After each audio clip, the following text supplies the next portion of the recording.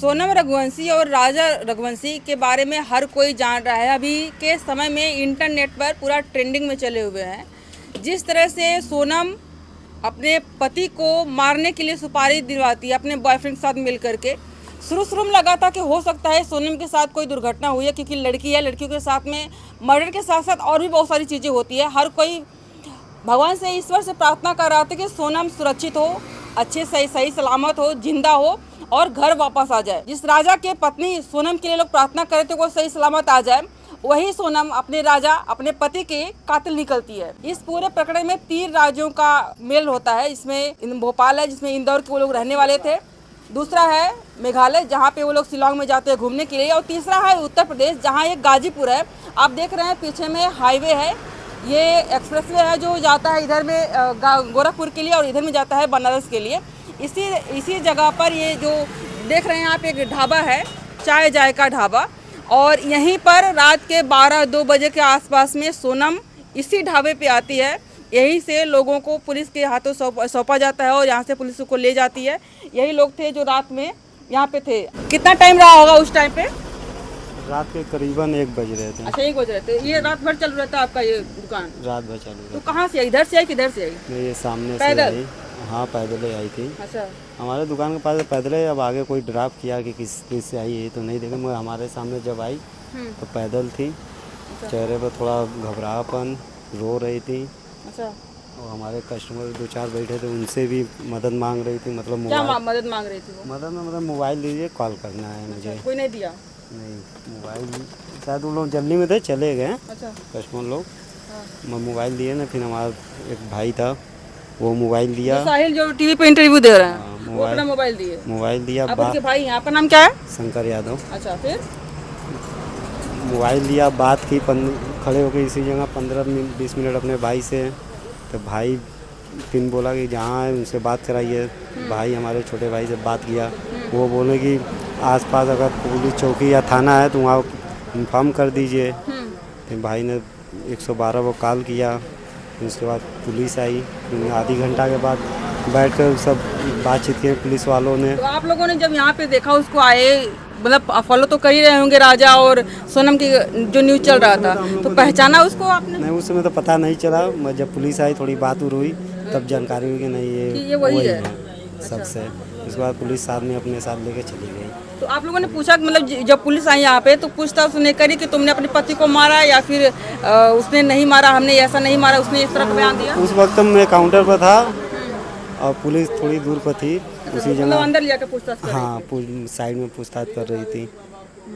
बस यही हमको अभी तक पता है। हाँ।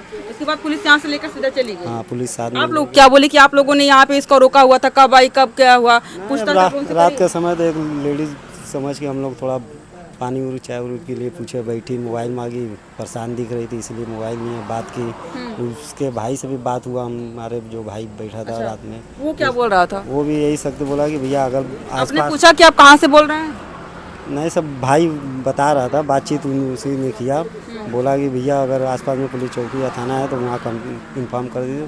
वो खुद बोलने की इन्फॉर्म करने के लिए पुलिस के पास। फिर उसके बाद भाई ने 112 को कॉल किया, पुलिस आई, उनसे पूछताछ कुछ आधी घंटा तक की। फिर उसके बाद करीब 2:30-3 के बीच में उनके साथ लेके चली गई।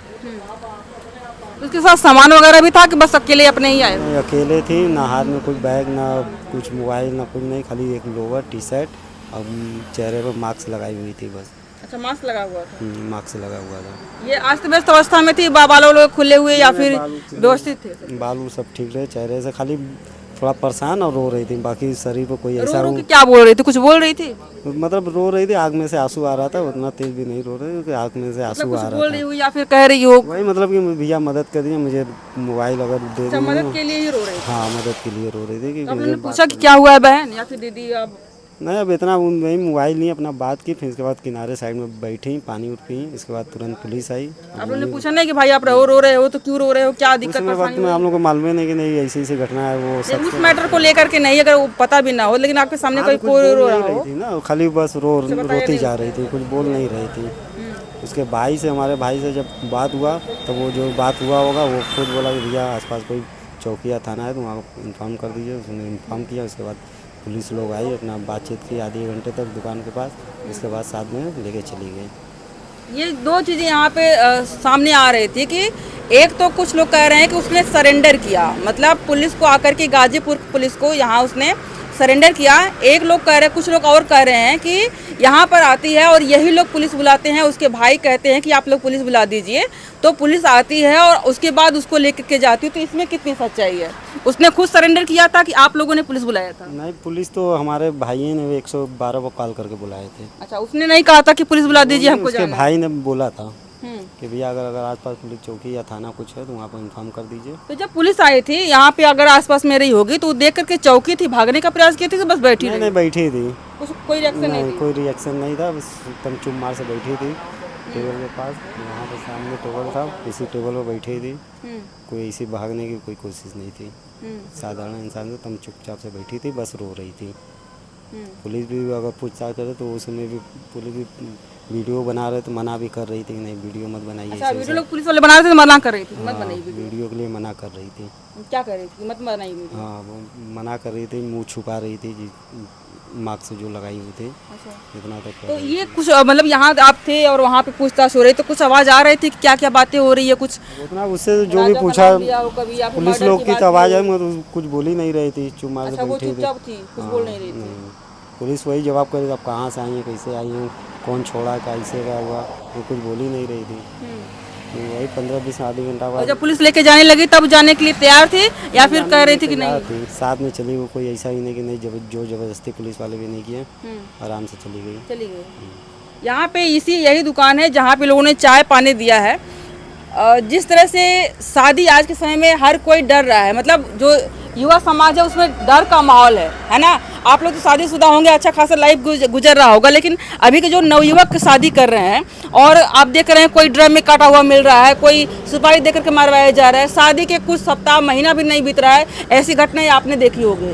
कोई सुपारी दिलवा रहा है, अपने जो मुँह दिखाए पैसे मिले उसके सुपारी दिलवा के मरवा रहा है, कोई शादी से पहले ही प्लानिंग कर रहा है, कोई 2-4-5 साल बाद ड्रम में काट दे रहा है।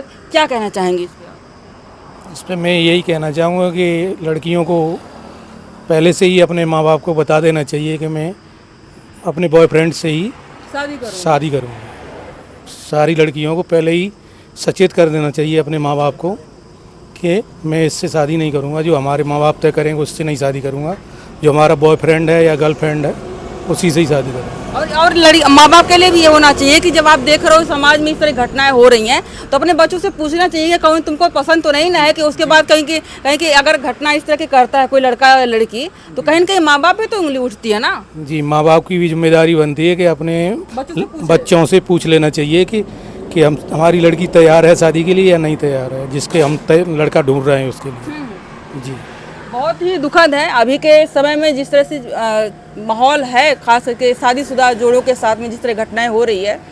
लोग कह रहे हैं कि बहुत कम हो रही है। कुछ लोगों से हमने बात कही तो उन्होंने कहा कि जिस तरह से औरतों को दबाया जा रहा था, अभी उसका प्रतिकार है। प्रतिकार क्या है? या फिर लड़कियां ज़्यादा पढ़ लिख ली हैं, उसके बाद वो सहना नहीं चाहती हैं।